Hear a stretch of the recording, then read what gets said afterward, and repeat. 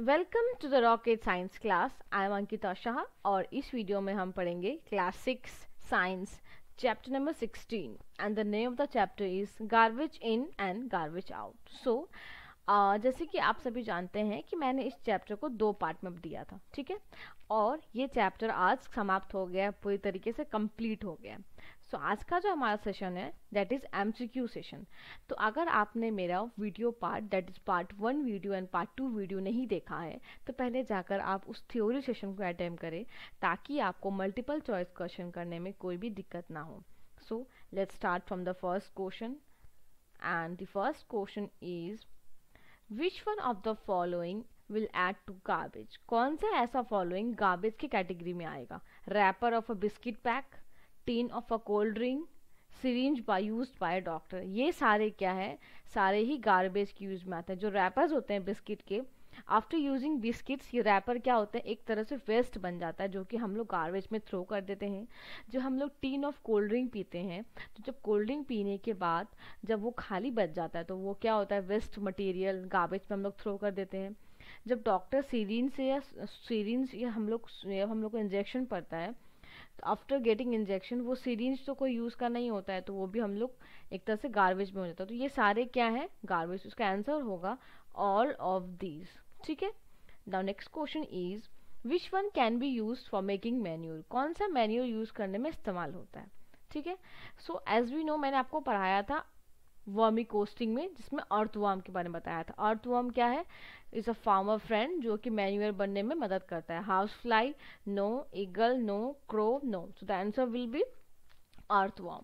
Now see the next question, and the next question is question number 3. It says that the garbage from cities is collected at dash. जो garbage cities या जो भी local area society से collect किया जाता है तो उसको कहाँ पे डिस्पोज किया जाता है, कहाँ पे डंप किया जाता है, ठीक है। So let's see from the last option that is near every colony. सारे कॉलोनी के नियर में नो, इनसाइड द पॉन्ड्स और लेक, पॉन्ड्स या लेक के इनसाइड में नो, रिवर साइड में no. So the answer will be landfill area. Garbages from cities is collected and dumped in the landfill areas. में क्या किया जाता है? इसको dump किया जाता है, ठीक है। So the answer will be dumpfill areas. Now the question number 4 and it says that which of the following can be recycled. कौन सा recycled हो सकता है, ठीक है। वेस्ट पेपर या फिर लेदर शूज, एनिमल वेस्ट या किचन वेस्ट, कौन सा रिसाइकल में यूज हो सकता है? तो the answer will be waste paper. Waste paper can be used as a recycle. उसको हम लोग दोबारा रिसाइकल कर सकते हैं, ठीक है। लेदर शूज एक बार खराब हो जाता है उसको हम लोग यूज नहीं करते, या जो भी एनिमल वेस्ट होते हैं उसको यूज नहीं करते हैं, या जो भी किचन के वेस्ट होते हैं, बट पेपर वेस्ट को हम लोग दोबारा यूज कर सकते हैं, ठीक है। So the answer will be paper waste. Now see the next question that is question number 5 and it says that out of this which one is non biodegradable waste. इसमें से कौन सा नॉन बायोडिग्रेडेबल वेस्ट है, ठीक है क्या? So let's start from the last. So cotton, क्या cotton non biodegradable waste है? No. Aluminium foil, yes. Facial metal, no. या फिर paper, no. Aluminium non biodegradable waste are the those which can be broken और harmful, ठीक है। तो वो क्या होता है? Aluminium foil is a example of non biodegradable waste. So answer will be aluminium foil. Now the next question is 3R means. 3R का मतलब क्या होता है? जैसे कि मैंने आपको बताया था कि हमारा रिस्पॉन्सिबिलिटी है, अगर इन्वायरमेंट हार्म हो रहा है, गंदगी या प्लास्टिक डिस्पोजल एक्सेस हो रहा है तो हम लोग उसको किस तरीके से रोक सकते हैं। सो तो 3R है, इसका क्या होता है? So let's see from the D option. Recycle, rain and rotting, no. Rotting, reduce and reuse, no. Rain, reuse and recycle, no. So the answer will be option number A, reduce, reuse and recycle. Reduce, reuse and recycle will be the 3R means, ठीक है। Now see the next question and the next question is which one among the following will not pollute the air. कौन सा ऐसा air को pollute नहीं करता है, ठीक है। So let's see from the first. Aluminium foil ये तो एयर को पॉल्यूट करता है, प्लास्टिक्स ये भी करता है, थर्मोकॉल ये भी करता है। तो answer will be bread. Bread is a biodegradable waste होता है जो कि ईजिली जमीन में, जब हम लोग वर्मी कोस्टिंग में पढ़ेंगे इनमें सर गल जाता है, ठीक है। So now the next question is rotting is carried out by, जो रोटिंग होता है, जो मतलब सर गल जाता है, वो कैसे कैरी होता है।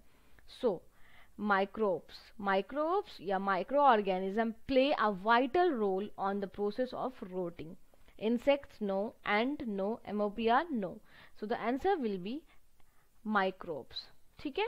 Now see the next question, and the next question is question number 9. It says that material that can be recycled are collected in, जो material होता है उसको recycle करते हैं या collect करते हैं, किस में करते हैं, ठीक है। So before starting this I just want to say one thing that, जैसे कि गवर्नमेंट जो है, गवर्नमेंट स्कीम के द्वारा ऐसा बोला गया है कि जो भी मटेरियल रिसाइकल में होता है, जो कलेक्ट करते हैं, उसको ब्लू बीन में कलेक्ट करते हैं।